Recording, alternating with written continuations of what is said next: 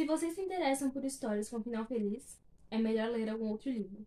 Vou avisando, porque este é um livro que não tem de jeito nenhum um final feliz, como também não tem de jeito nenhum um começo feliz, em que os acontecimentos felizes no miolo da história são pouquíssimos. E isso porque momentos felizes não são o que mais encontramos na vida dos 3 jovens Baudelaire, cuja história aqui está contada. Violet, Klaus e Sunny Baudelaire eram crianças inteligentes, encantadoras e desembaraçadas, com visões bonitas, mas com uma falta de sorte fora do comum, que atraía toda espécie de infortúnio, sofrimento e desespero. Lamento ter que dizer isso a vocês, mas o enredo é assim. Fazer o quê?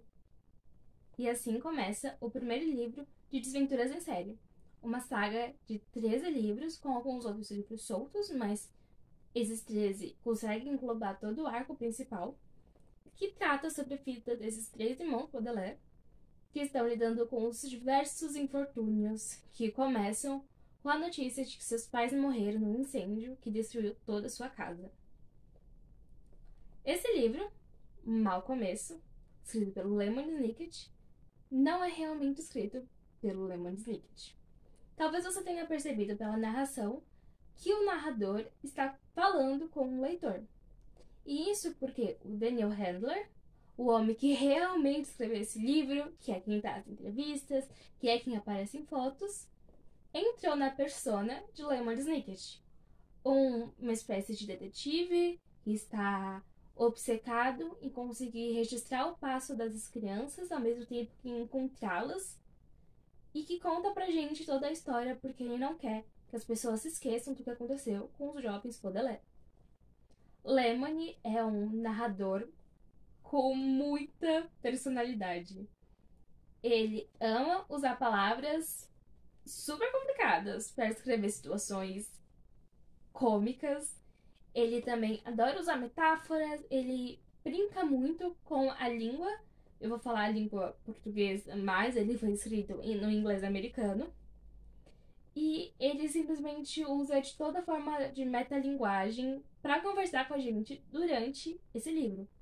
Como ele disse, é um começo triste, com meio que às vezes tem algumas coisinhas legais e um final horrível. Ele já avisa desde o início, o final não vai ser feliz.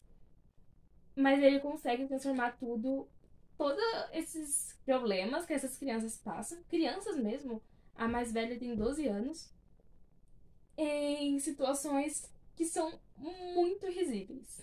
Se você tem essa edição, que é da editora seguinte, que simplesmente arrasou no trabalho, eu vou até mostrar aqui pra vocês a capa. Eu acho que vai ser um pouquinho complicado de ver, porque ela tá brilhando aqui na câmera, mas tem um cuidado muito bonito com o livro. E, inclusive, na parte que normalmente, na orelha, que normalmente falaria sobre o escritor, se trata também sobre Lemony Snicket. Lemony Snicket recebeu diversas citações por bravura em Face do Mal e diversas outras por cautela, quando a bravura poderia ter se mostrado cauda de aborrecimentos.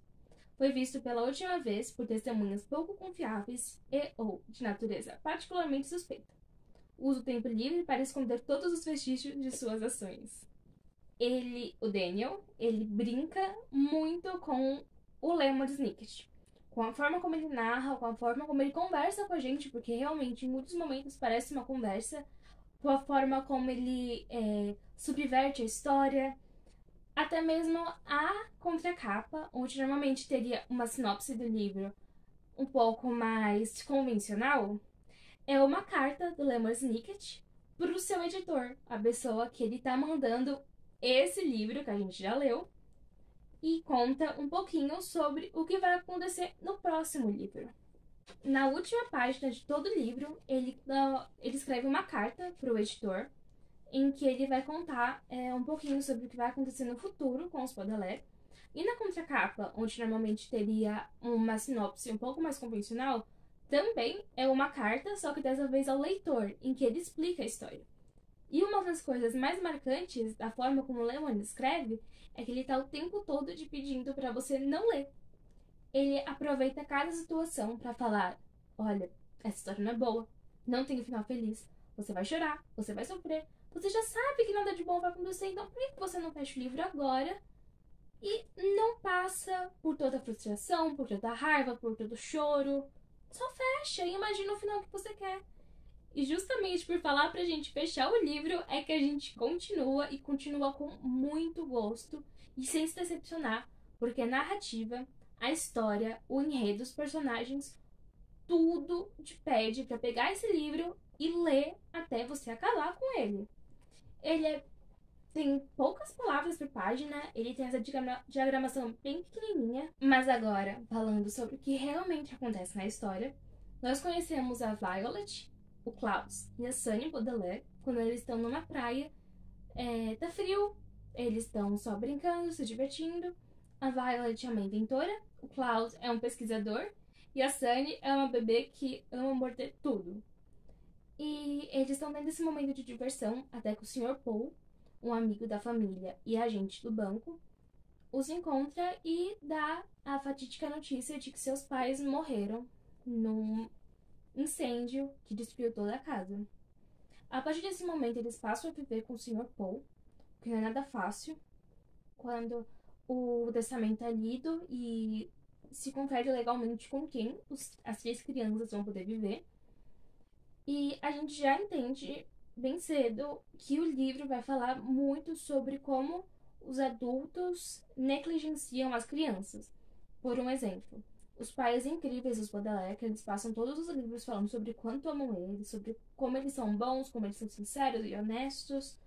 São pessoas que colocaram no testamento que eles devem ser criados da forma mais confortável possível. Só isso. Não deu nenhuma especificação, não falou com quem. Só isso. E o Sr. Paul, esse homem que deveria ajudar, deveria tranquilizar, quando eles estão com ele, além de ele ser um homem que só tosse, ele passa o livro inteiro tossindo. Sempre que ele vai falar alguma coisa, ele tem um acesso de tosse. Quando alguma coisa importante acontece, ele começa a tossir. É uma pneumonia brabo que ele tem. Eles estão com ele e depois de uns dias é definido com quem eles vão ficar a partir do momento. Eles estão assustados e eles perguntam se não podem ficar lá por mais tempo. Na página 24, acontece o seguinte. O Sr. Paul abriu a boca para falar, mas primeiro tossiu algumas vezes. Tem sim. Vou deixá-los no meu caminho para o banco, de forma que precisamos ir o mais rápido possível. Por favor, saiam da cama e vistam-se, disse ele, num tom de absoluta determinação. De absoluta determinação, aqui significa que não dava margem à dúvida quanto à urgência dos jovens Baudelaire irem para a rua. Então você vê nesses trechos, você percebe tanto como o Lemony, o narrador, ele adora usar essas palavras para dar uma brincadeira com sentidos. E também como os adultos parecem não se importar. Depois de saírem da casa do Paul, eles vão para a casa do Conde Olaf, que é o grande vilão de todos esses livros. E ele é um parente distante, mas que eles nunca conheceram, nunca nem ouviram falar. E dizem que é porque ele estava fazendo uma tour com a peça. Então, acontece que é com quem eles vão ter que ficar, assim foi decidido. E desde o início, o Conde Olaf se mostra ser a pior pessoa do mundo. Começar que eles moram numa casa imunda, com tudo quebrado, com tudo realmente estragado, mofado, e eles têm que fazer 1000 tarefas por dia. Quando eles reclamam sobre isso, falam que eles são mimados e que nunca tiveram que fazer nada. Quando ele chega com a trupe teatral em casa e bebe, grita, berra, faz confusão, cria problemas e eles reclamam, é porque os pais deles tinham amigos legais e agora eles estão estranhando porque tá conhecendo uma pessoa diferente. Quando o Klaus Baudelaire leva um tapa na cara porque o Conde Olaf estava machucando a irmã bebê dele, ninguém faz nada, ninguém se importa.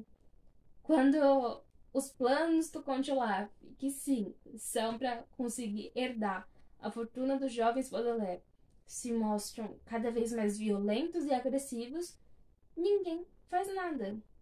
Então, todo o livro, eles tentam conversar com o Sr. Paul, que passa o tempo todo tossindo e não se escuta, com a juíza Strauss, que é uma vizinha adorável e que queria muito poder adotar eles, mas que é enganada pelo Conde Olaf por ser muito ingênua.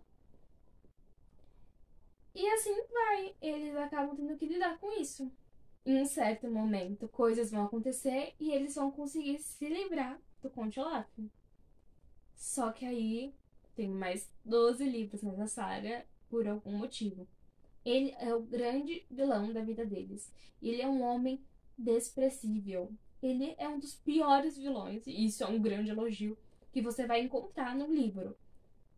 Inclusive, uma escola queria proibir os livros de ficarem na biblioteca porque eles falavam que o vilão fazia coisas horríveis. E o Daniel respondeu que ele não vê como ele poderia escrever um vilão que não faz coisas ruins. Ele realmente é assustador, é um maníaco e ao mesmo tempo que ele faz muita coisa errada, muita coisa assim que não é um vilão de um livro adolescente que você vai passar pano. Ele é realmente um ser nojento que tá fazendo um monte de coisa ruim com crianças.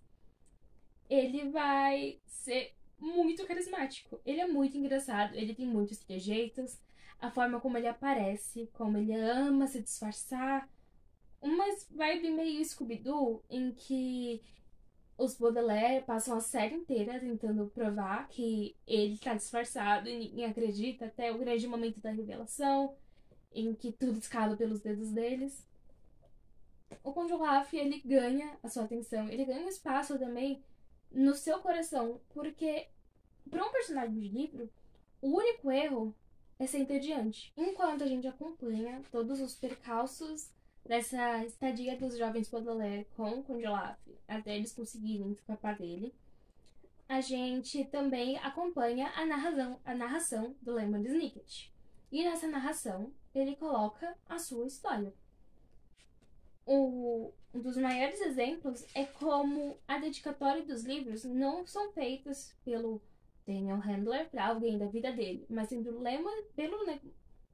as dedicatórias do livro não são feitas pelo Daniel Handler. Exatamente tudo que tem aqui é feito pelo Daniel na persona do Lemony. Então até mesmo as dedicatórias são para personagens do livro. E a dedicatória desse livro é: para Beatriz, querida, adorada, morta. E ele sempre vai ter algumas dedicatórias muito bonitas para essa mulher, que mais tarde a gente vai descobrir quem é e que tem um papel muito importante aqui nessa trama, e que morreu há muito tempo. Além disso, a gente percebe que tem alguma coisa errada com o Lemony, no sentido mais, ele não parece ser um civil. Por um exemplo, na página 139, lá pro finalzinho do livro, o Lemony vai narrar: mas a lei é uma coisa estranha. Por exemplo, determinado país na Europa tem uma lei que exige de todos os padeiros que vendam pão pelo mesmo preço. Certa ilha tem uma lei que não permite a ninguém levar as frutas locais para o exterior. E uma cidade, não muito longe de onde vocês moram, tem uma lei que me proíbe passar a menos de 8 quilômetros de distância das suas fronteiras. Ele passa o tempo inteiro jogando essas pistas de que ele não é uma pessoa normal, que ele faz parte de alguma organização, que tem alguma coisa de errado. Inclusive, o Conde Olaf, ele tem uma tatuagem de olho no tornozelo esquerdo. E esse olho é um símbolo que eles vão repetir durante todo o livro e que vai te deixar muito curioso para finalmente entender o que é aquilo e qual a ligação do Lemony com os Baudelaire, qual a ligação do Lemony com o Conde Olaf e o que exatamente o Conde Olaf está fazendo. Porque, mesmo que ele queira a fortuna, ele sempre deixa claro que tem alguma rixa dele com os pais dos Baudelaire. Então fica sempre aquele questionamento de pra onde essa segunda narrativa tá me levando. Porque a narrativa dos Baudelaire eu tô entendendo. São crianças que perderam os pais e estão com um tutor muito agressivo, então tentando se livrar dele. Mas e o Lemony? O que exatamente é isso? Com toda a comédia, o livro não é um livro simplesmente engraçado. Ele continua sendo um livro de drama, mesmo ele sendo infanto-juvenil. Ele continua muito triste e muito pesado e trata de assuntos muito importantes. Porque esse livro não é só o primeiro livro da saga. Ele é um livro teste. Então você vai ver muitas sementes nesse livro que vão ser irrigadas e vão crescer ao longo dos 13 livros dessa série, como questões morais, sobre vingança, sobre lutar contra alguém, sobre até onde fazer o certo é a melhor escolha. São discussões, assim, bem complicadas e, de novo, esse é um livro infanto-juvenil. Ele é pensado para crianças dos seus 10 anos. Inclusive, por conta da época que ele foi lançado e por conta do sucesso que ele teve, muitas pessoas lidam com ele como se ele fosse o Harry Potter dos anos 2000. Porque foi um livro que trouxe muitas crianças para a literatura, que ensinou muitas palavras. Ele, como eu já mostrei, ele tem esse truque de usar palavras e dar o significado delas depois para fazer graça. Foi um livro que, assim, transformou muitas crianças em leitores. Muitos tipos de livros no mundo. O que faz sentido, porque há muitos e muitos tipos de pessoas e os gostos são diferentes. Por um exemplo, pessoas que detestam histórias em que acontecem coisas horríveis, as criancinhas deveriam fechar este livro imediatamente. Mas um tipo de livro que praticamente ninguém gosta de ler é um livro de direito. Os livros de direito têm fama de ser muito compridos, muito chatos e muito difíceis de ler. Essa é uma das razões porque os advogados ganham rios de dinheiro. O dinheiro é um incentivo. A palavra incentivo aqui quer dizer recompensa oferecida a alguém para que faça algo que não quer fazer. Para ler livros compridos, chatos e difíceis. A primeira temporada, nos 2 primeiros episódios, adapta esse livro. E é uma adaptação muito bem feita. Eu recomendo para qualquer pessoa que goste de mistério, que goste de uns livros que não tem vergonha de ser livro, que, por exemplo, vão estar características muito repetitivas de personagens, como a Violet, ela sempre prende o cabelo antes de começar a construir, ou a Sunny, que morde qualquer coisa que encontrar, ou então tem um personagem com uma mão de gancho, tem o Congelaf com aquelas sobrancelhas juntas, com o tornozelo. Tem uma narração incrível do personagem do Lemon Snicket, que, assim, pro pessoal que tá esperando a série do Percy Jackson, saibam que a mesma pessoa que adaptou o roteiro desse livro também adaptou o roteiro de Percy Jackson.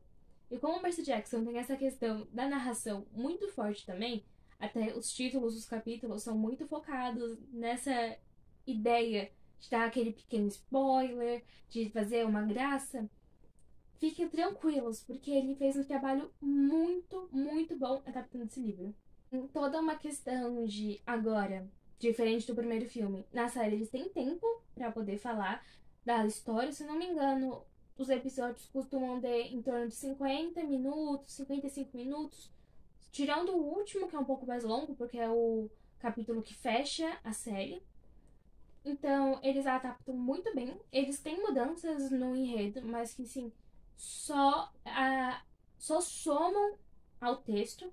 Não são mudanças. Eu realmente não consigo lembrar. Isso pensando nos 2 primeiros episódios. Não consigo pensar numa mudança que não tenha sido positiva para a história. Além do livro ser muito caprichado, a editora seguinte é simplesmente a minha editora preferida. Eles arrasam demais no conteúdo deles, na forma. Sério, eles têm cartas no meio do livro, eles têm desenhos. Inclusive, acho que eu não falei isso. Cada capítulo começa com um desenho. E às vezes o desenho ele interfere no texto, na diagramação, eles mostram detalhes importantes. E são desenhos lindos também, são muito bem feitos. Por exemplo, esse aqui da casa pegando fogo é genial. Eles realmente arrasaram muito na adaptação. Até no começo, eles têm o Ex Libris, então você pode colocar seu nome e é muito bonitinho. Além de acertar nisso, de acertar na tradução, que foi muito boa, de conseguir. Eles colocaram alguns pontos em que eles explicam como se pronuncia o nome dos personagens, o que é muito legal. E além disso, a tradução é muito, muito boa, muito bem feita. Não tem nenhum erro na formulação das frases, então você que tá lendo, você não vai encontrar ponto onde não deveria ter, espaço onde não devia.